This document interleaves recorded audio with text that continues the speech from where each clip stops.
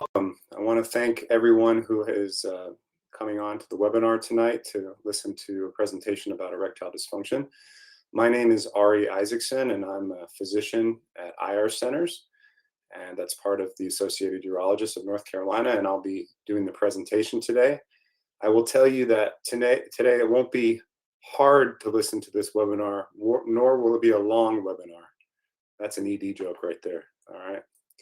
A little bit about myself. Like I said, my specialty is interventional radiology, so I'm not a urologist. So today the talk will be about erectile dysfunction in general, but I'm going to focus on the procedures that I do for erectile dysfunction. And so as an interventional radiologist and not a urologist. And there's my CV. It tells you where I got my training and such. So let's get into it. So let's talk about ED. Most of you will already know how it's defined, but it's really about being able to have a firm enough erection to have intercourse. And a lot of people have issues with that. In fact, if we look at the numbers here, you have 1 in 5 Americans over 20 years old. It's pretty remarkable. And then when you get to be 50, it's half of the people. And when you're 70, it's 70% of people. So it really is a big problem. And not a lot of people get treatment for it or come to get seen for it. So good for all of you who are here and inquiring. And hopefully, we can find some kind of treatment that will be helpful for you. So let's just talk a little bit about the physiology here. This really is a plumbing issue, right? So what happens is when you become aroused in the brain, the nerves are stimulated down in the penis, and they cause the arteries to dilate or relax, and that allows the blood to flow into the erectile tissue within the penis.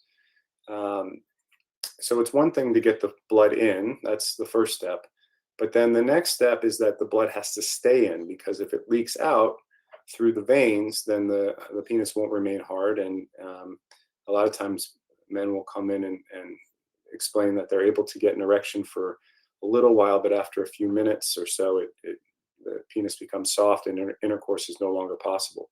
And so this is one of the reasons why that happens, is because the blood doesn't stay in the penis, it leaks out. All right, so let's talk about other causes of erectile dysfunction. So vascular issues is just one cause, although it's the majority. So 70% of people will have either arterial inflow or problems getting blood into the penis, or the leak, the venous leak, which is keeping it in the penis.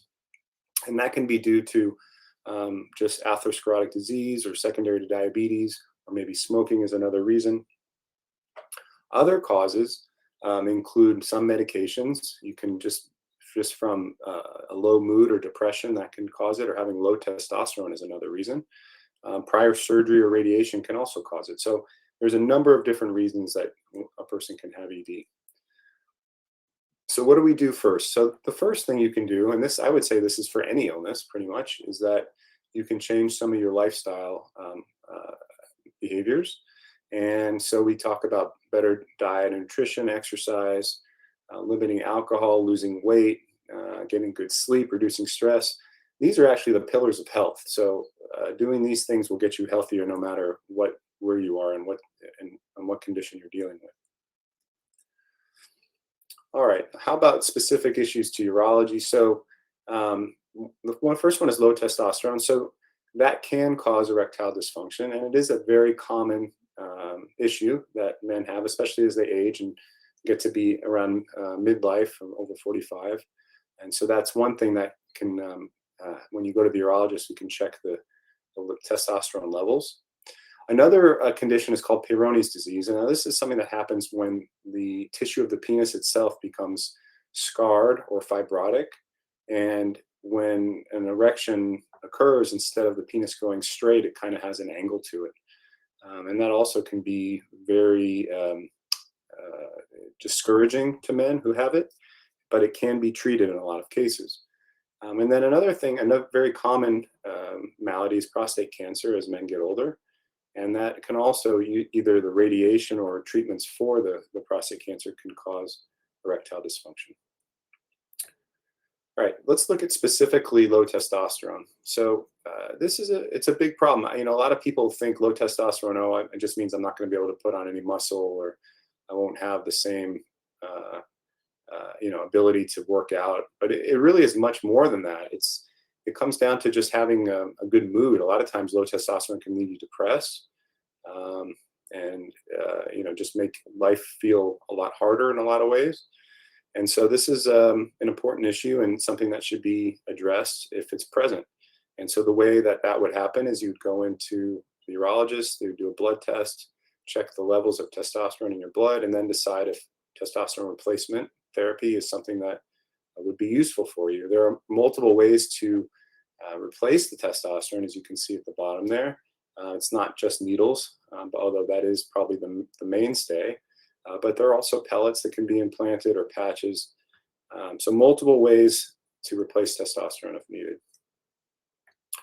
All right, let's look more specifically at other treatments for erectile dysfunction. So depending on what's causing the erectile dysfunctions, some of these may be appropriate or not. So the first one most people are probably familiar with, either you've been prescribed Viagra or Cialis, or there was Levitra. Those are all specific medications for erectile dysfunction and help the penis fill up with more blood. And that will work for a lot of people, and hopefully that does the trick. If it doesn't, there are other solutions as well. There's a vacuum device that can be used to basically kind of manually apply suction to the penis to cause it to fill with blood. And then there's also injections that inject a medication or a chemical that causes those arteries to relax, and therefore more blood will come into the penis. Kind of, I guess, one of the last options that guys come to is the penile implant, which is an implanted device that goes inside where the erectile tissue is of the penis, and can be manually inflated when the man is going to have intercourse. I will say that I don't know. I've never met a patient of mine who has an implant that was unhappy with it. Most of them are very happy with it, which I was a little skeptical at first, but it seems to be a lot of satisfaction with those implants. At the bottom, you'll see interventional radiology. So we're going to get a little more into that and what I do. So I guess, what is an interventional radiologist? A lot of people don't know. So it is a subspecialty of diagnostic radiology. And so my initial training was in learning how to read X-rays and CT scans and MRI. But then you go on to additional training that teaches you how to do procedures using imaging. So a lot of the procedures we do are guided by X-ray or ultrasound. Sometimes we use a CT scanner to show us what we're doing. And we can do a lot of the same things that previously were done by surgery, now just using these imaging modalities to do minimally invasive procedures. So we can treat cancer in the liver. We can open up arteries and veins. One of my big specialties is reducing the size of enlarged prostates. And these are all done through little punctures, similar to getting an IV. So minimal recovery, minimal pain. And so we try to provide big solutions through small holes. And that's one of the mottos there. All right, so who's a candidate for what I do in interventional radiology when it comes to erectile dysfunction? And the answer is not everybody. And so the way that we would evaluate to see if you are is first by getting a ultrasound, or a penile Doppler sonography, which is another word for ultrasound, to evaluate the blood flow into the penis. What we treat in interventional radiology is the venous leak. So I talked about earlier how the blood has to go into the penis to make it erect, and then it has to stay there. If it leaks out, then the penis will not remain erect, and that's what we can treat in interventional radiology. And so the first step then would be to go ahead and get that ultrasound, or that penile Doppler sonography, to evaluate the blood flow. Just a quick, what Doppler is just an effect that's used to evaluate blood flow in and out of the penis. And sonography, again, is just another word for ultrasound. All right, so how is that study done, that ultrasound done? Well, you would go in and lie on the table using a very small needle. I will emphasize that it's very small. a medication is injected into the penis to cause it to become erect. And that is the same medication I was talking about earlier that can be used as a solution for ED. But what it does is relaxes the arteries so that they fill up with blood more. So when that happens, the ultrasound probe is applied to the penis, and a waveform is produced that shows how the blood is pumping into the penis, and then how much is it pumping out. And so both of those velocities can be measured, how quickly it's coming in and how quickly it's going out. And hopefully, if everything's normal, it's coming in quickly and it's not going out very quickly. That's what you want to see. But in some people, it does come in quickly and leave quickly. In other people, it doesn't come in quickly at all, and that means there's problems with the arteries coming in. Unfortunately, we don't have a great solution to opening up those arteries. We have tried in the past using balloons to dilate the inflow arteries, but it doesn't work super well as a solution. So once the test is done, afterwards, usually the erection will go down on its own, but sometimes a reversal injection is needed to make the penis no longer erect. All right, so again, we're talking about venous leak. That's the pathologic or the reason that a lot of people can't maintain an erection. And when you have that condition, medications often are not effective because they're just helping more blood come into the penis. They're not doing anything about keeping it there. And so this is a new procedure that I'm talking about that has been developed in the last 5 years or so that allows the blood to stay within the penis. So the way this procedure works is the first thing is we sedate people for this. So you're not sleeping, but you're kind of in twilight. And then what I would do is use an ultrasound to evaluate the penis and find the vein in the dorsal aspect or the top of the penis. Then using the ultrasound, I would first numb up the skin and then insert a very small needle into that vein, and then put a wire in and then put a catheter in and inject a sclerosant solution into the outflow veins. Now you may be wondering, well, if you shut down the veins or you sclerose the outflow veins, how will blood ever get out of the penis? Well, the cool thing here is that there is a duplicated system. So there's two different venous systems to drain the penis. The first one is the main one that it would be faulty in this case, that's leaking. And then there's a secondary one that the blood has to go through if it can't go through the first one. So by blocking the first one, we force the blood into the second one, and that's what allows the blood to stay in the penis long enough to allow for a functional erection, meaning you can able to penetrate and last until orgasm during intercourse. All right, so these are just some pictures from the procedure. This is what I'm seeing when I'm doing the procedure. And it's hard to see, but here's the dorsal aspect of the penis right here. You can see the shaft coming down here. The head of the penis is here. And this is a very small catheter that we've inserted into the vein of the penis. And what we do is we do an X-ray and we inject contrast dye into those veins to evaluate for a leak. So in this case, the leak is here. This is where the blood is leaking out right here, and it's going up this way. If it was a video, you would see it moving up that direction. And so here's another view, very similar. Here's the catheter again. These are the same images, just one after we inject contrast. Here's the contrast dye injected, again, leaking out up here. And eventually this goes back up to the heart through the vena cava. So it's going back, the blood is returning to the heart. But what we really want to do is shut down this leak so that the blood can't leak out of here anymore. And so we would then inject the sclerosant material. A sclerosant is just something that kind of breaks the walls down of a vein and causes it to collapse on itself. And this is what it looks like. So before we do the sclerosant, it looks like this.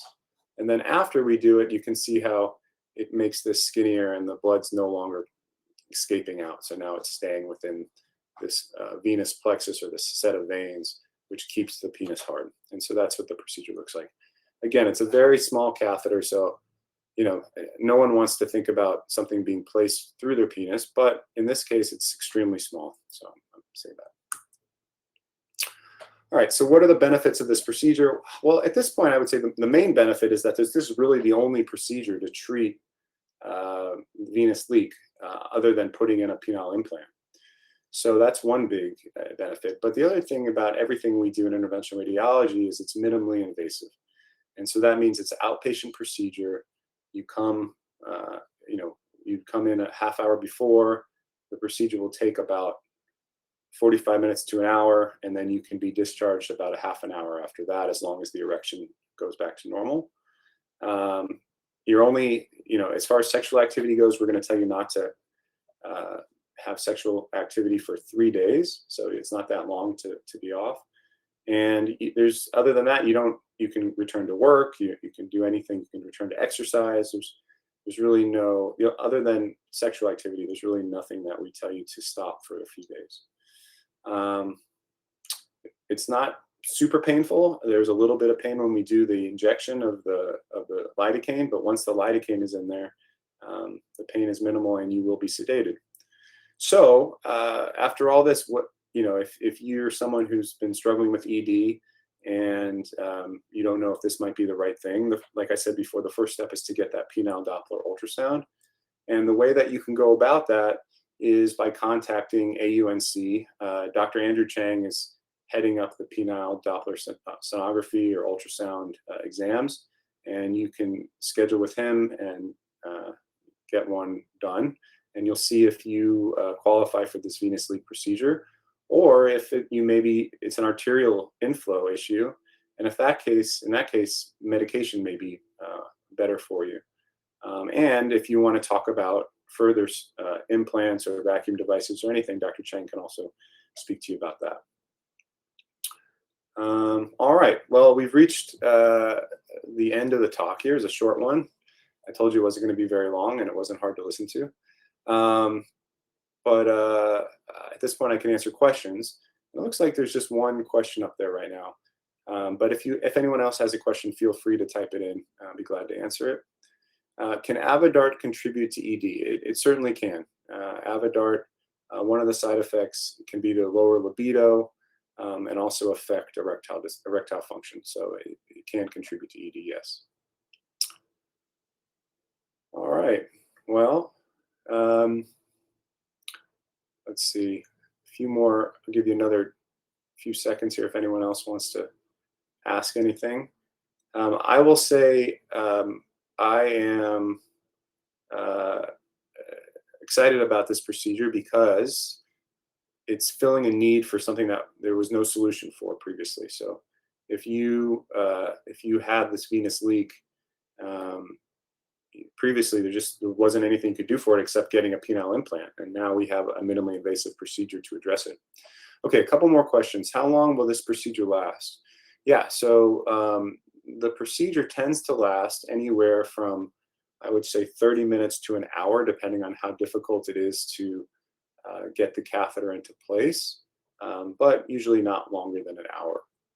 As far as insurance goes, so far it's been pretty good with insurance covering it.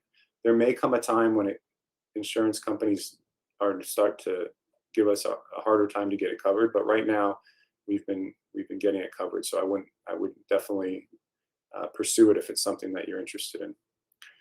Let's see. I had radiation for prostate cancer. How much does it affect reception? Maybe erection is what you meant. Radiation can affect it quite a bit just because it can affect the nerves and the arteries. But if you're able to achieve somewhat of an erection and can't maintain it, then I think it's still worth it to have this ultrasound done and evaluate if this might be the right thing for you. Will you be able to get off tamsulosin? Tamsulosin is a medication that's used for enlarged prostate, so that's not for ED. So this would be something different.